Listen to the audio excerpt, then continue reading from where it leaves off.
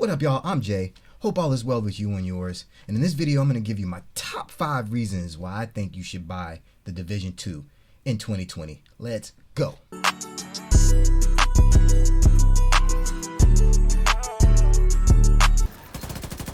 I put in just over 70 hours in my first couple of weeks of getting The Division 2. True enough, I was one of the shameless cheapskates that waited for the insane, well placed right before the DLC drops, sale Ubisoft had.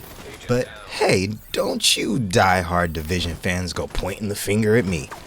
Listen, I wasn't really blown away by the first Division, and D2 kinda snuck up on me under the radar. Even as I loaded the game, I wasn't really sure what to expect.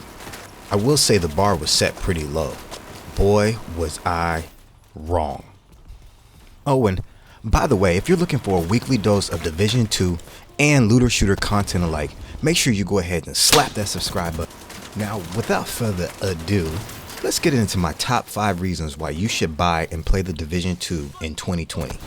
Now let's start out with the first and most crucial part of any looter shooter, the loot. Right from the jump, it's apparent that Ubisoft knows the importance of looting in this genre, cause it rains down. And sometimes rain even seems to come straight up from underneath. It's in garbage cans, storage containers, soda machines, dark places, lit places, obvious places, some not so obvious places. From beginning to end, the loot just doesn't stop. One thing I feel like the Division series has done well from day one is map design. The post-apocalyptic picture set in Washington, D.C. is painted very clearly. It sets the tone for the feel of the map. The map is split up according to the level of enemy in that area. Gunfights take place on realistically designed named streets. The streets transition nicely into bases, also known as control points. Neutralizing all enemies at these control points allow you to turn that area of the map over to the good guys. Go inside buildings and other structures to trigger the main and side quests. Be prepared to infiltrate enemy-riddled hallways, corridors, rooftops, staircases, and basements. Keep in mind that the side missions need to be recaptured, as enemy factions will take them back on a daily basis. I only just now hit an in-game score of 500. I'm still yet to experience all of what in-game has to offer, but from what I've witnessed so far, it's really good. The transition in the in-game is done nicely as well. I don't want to spoil it, but Ubisoft has done a nice job balancing beginning and in-game familiarity with ensuring the gameplay doesn't get stale and too repetitive. Your gear continues to get better as you level until you reach max level. At that point, you'll want to arm yourself with gear sets and pieces of exotic equipment.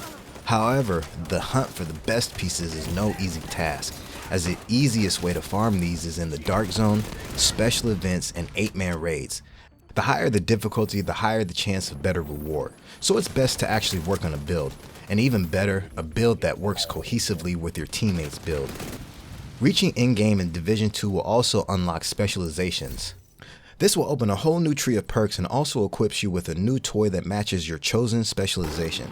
I chose Demolition because, well, blowing shit up is just so much fun in D2.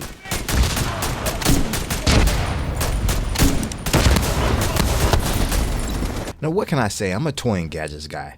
Now, I've had the chance to use just a handful of the skills and gadgets. There are 4 basic categories: the assault drone, the chem watcher, the hive, and my favorite, the seeker mine.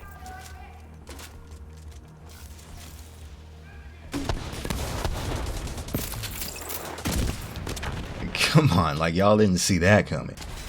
With over 70 different weapons and endless possibilities for customizing them with mods and stat talents, the Division 2 is likely to have the armor-smashing, lead-throwing piece of machinery you're looking for.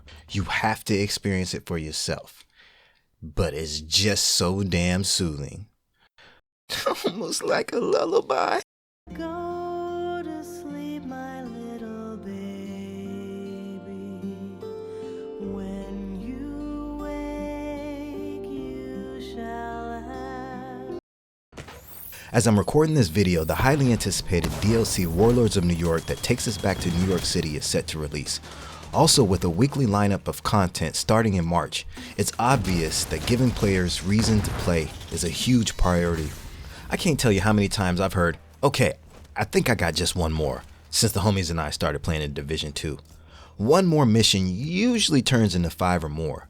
The rewarding gameplay has a way of sucking you right in and getting you stuck. In fact, capturing a stronghold with friends on World Tier 5 for the first time the other day was one of the most challenging and fun times I've had in a video game in a long time.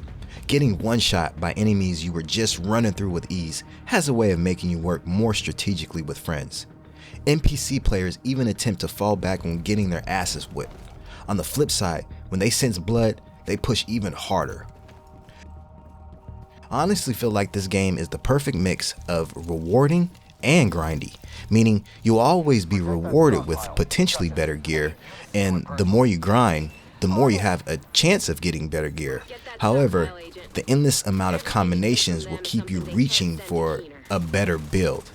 I'm being quite honest, this game can soon make you question what you're doing with your life, because will you ever truly get that godlike build you've been striving for?